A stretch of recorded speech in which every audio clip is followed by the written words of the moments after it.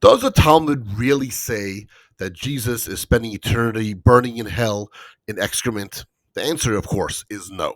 First of all, there is no hell for eternity in the Jewish world, and therefore he can't possibly be burning there.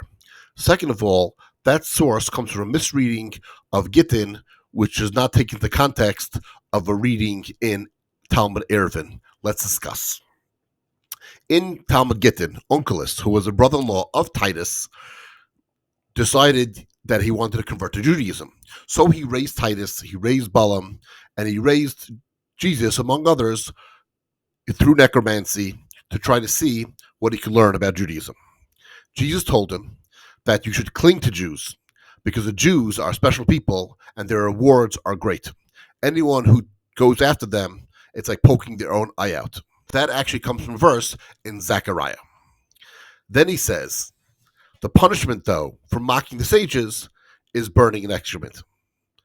Now, we don't know how long that is, and also, that's not actually what the punishment is, because if we look at the Talmud in Eruvin, it clarifies. It uses a verse in Ecclesiastes that says, Lahag harbe yigar dover. After much study is the wearing of flesh. In other words, the sages produced a lot of work, and you have to study all their work, and you get until you get tired out. Talmud says that Rabbi Papa says, anyone who despises the sages, lahag, will then be in his own excrement, which is a euphemism of weariness of the flesh, when a person has a bowel movement. Then Rava asks him and says, one second, the word is not la'ag, which is to mock, it's lahag, which means to meditate. It means that if you meditate, then you will have the taste of meat. In other words, you will have the benefit of your study. And that goes very well with Ecclesiastes that says, furthermore, my son, the rabbis made many books without limits, and much study will make a wearing of the flesh. Much study, in other words, lots of meditation, will have the wearing of the flesh, meaning you will end up be worn out, but you will have the taste of meat in your mouth, and it will be good. We could learn the Talmud in Gittin about Jesus two ways. It cannot possibly be that Jesus is burning an excrement based on a retraction of what the ruling of the sages were. The second thing is, maybe it's tongue-in-cheek. Remember, a lot of the Talmud is parabolic.